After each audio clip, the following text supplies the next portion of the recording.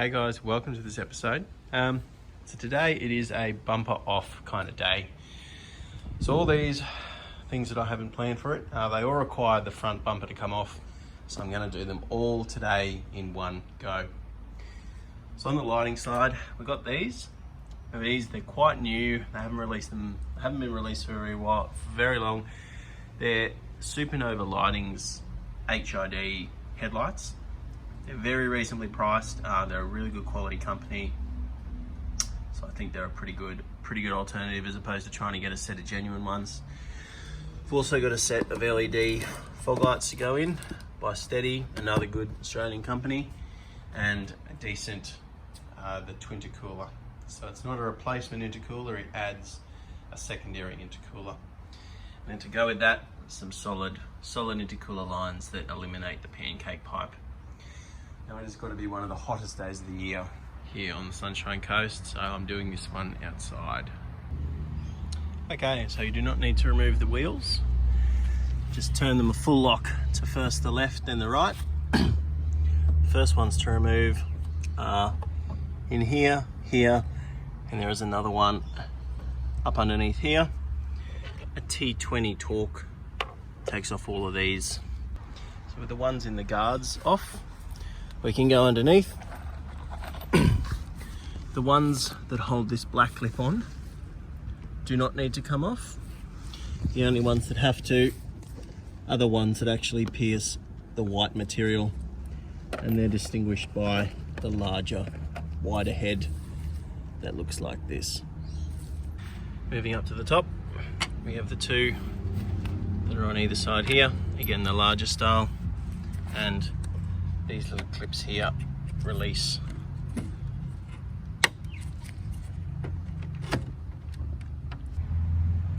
So I'll just remove this grill to show you. But the next are these two up in there, which you can get through the grill. It doesn't need to come out. Next are the number plate screws. They do actually hold this portion of the bumper to the rest of it. With the number plate screws out, this will pop out. That just leaves these two larger torques here, and that should be it. Make sure you disconnect the fog lights.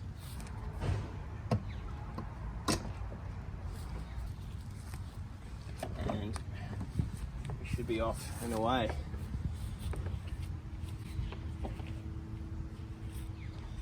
We go. That took only about 15 minutes, I'd say. So to actually remove the headlight, there's just three holding each one.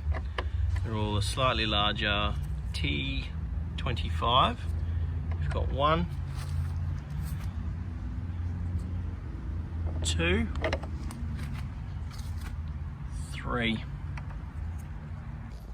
So there should be one big plug on each headlight. They're definitely easier to get at once you've slightly removed the headlight from the body as opposed to getting it from the inside. So that's not what you really want to see. It has had a front impact at some point, and all they've seemed to have done is put a new bumper on it.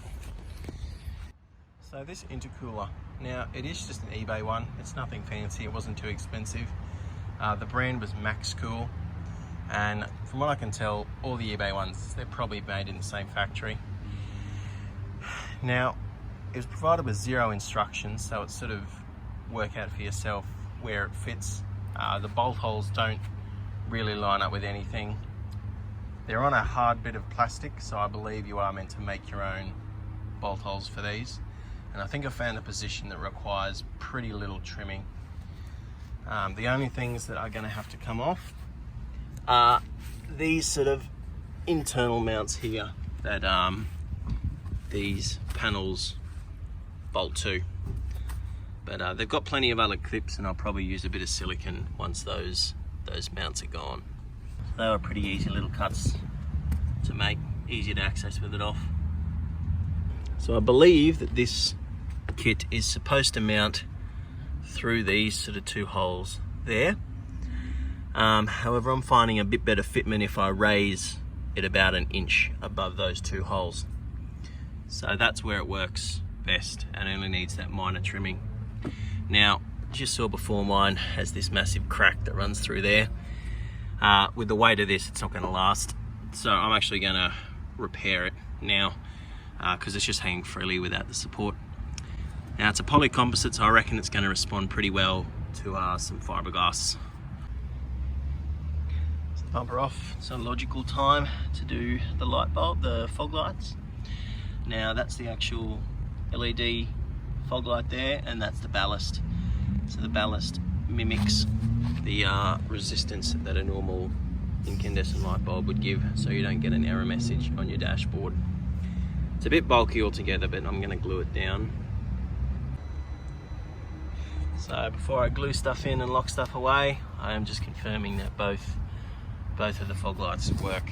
And I did just try them without the ballast for interest, and you just get an error message on the dashboard. So you need the ballast. As far as I can tell, pushing them up into there shouldn't interfere with anything. So putting the replacements in, just the reverse of taking the old ones out, really, just those 3 screws. They do have some little adjusters so you can get them right, but I found they were pretty much perfect from the start. Only complaint is that isn't quite right there, but overall pretty good. Looking good. So that's the location of where the top screw goes. I've just put one in for now. I want to get all the pipes and everything worked out before I go drilling more holes. But yeah, I can get the bumper on easily with it there. So next thing we're going to look at is the actual cooler pipes. Righto, to get this front one off, you just put a screwdriver under this circlip and it pops right out. Beware, there is a bit of oil, usually in the bottom of that. So up the top here, same hose, just on the throttle body end of it. It's just a single hose clamp there, hoping to take it all off in one go. Here's some Volkswagen logic. The bottom bolt that holds the intercooler pipe on is a Torque, and the top one is a hex nut. Those were the upper and lower bolts that were different. But yep, that's the front pipe on the passenger side. Okay, on the other side, there's more of these clamps that I spoke of.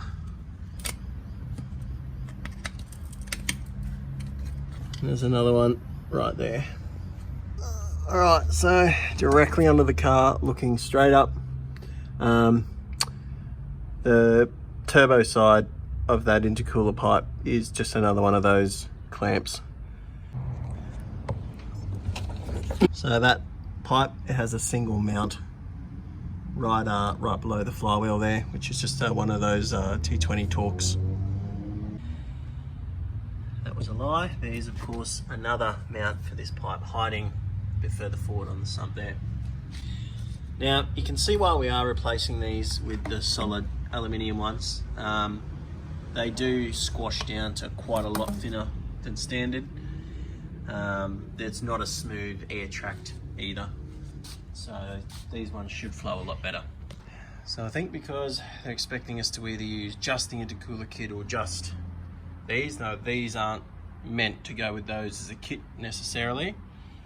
I am having to reuse the O-rings off the factory ones. They seem to be of some good quality polymer, not just a rubber, so they do seem still good. So it does appear that it utilizes the standard Volkswagen rubber up here, and that's not a hose clamp, that was a band, so I just had to slice it with the angle grinder. Slight change of plan.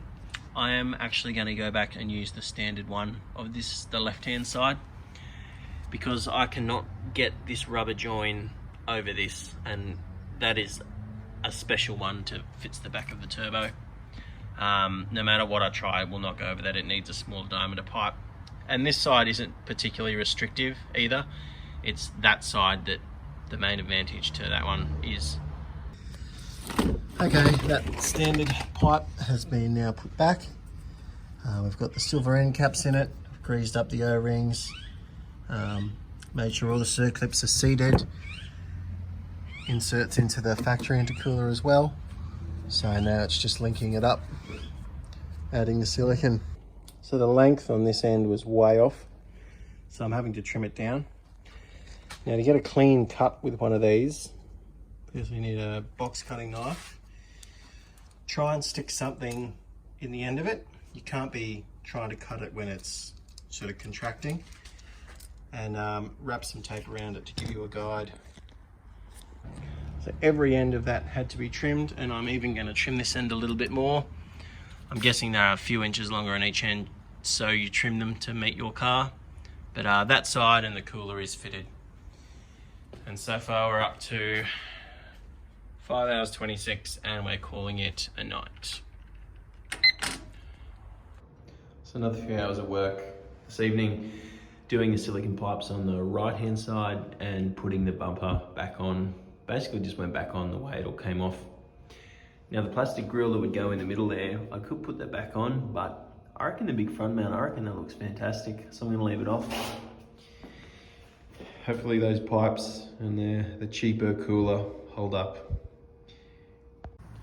Okay, 6-week update. The bumper's off again. A couple of things I'm gonna change. The little stainless steel screws they gave you to actually attach it to the plastic bumper, they pulled out really quickly. So out of all things, I've actually fixed it back on with some decent sized roofing screws, and I think that's going to hold pretty good. They've got quite a coarse thread, which will be good for the plastic. They've also got that little rubber washer, so that should give it a bit of cushioning. In terms of the bumper itself, I was getting a bit of noise, and I can see where the cooler corners were kind of rubbing here. They're also knocking against this, against these. So I've cut them off with the angle grinder, and I'm going to fit a bit of foam padding at a few sections across here, and that should clear up that. But yeah, no, apart from that, all working well, hasn't exploded, isn't leaking oil. Really happy with it.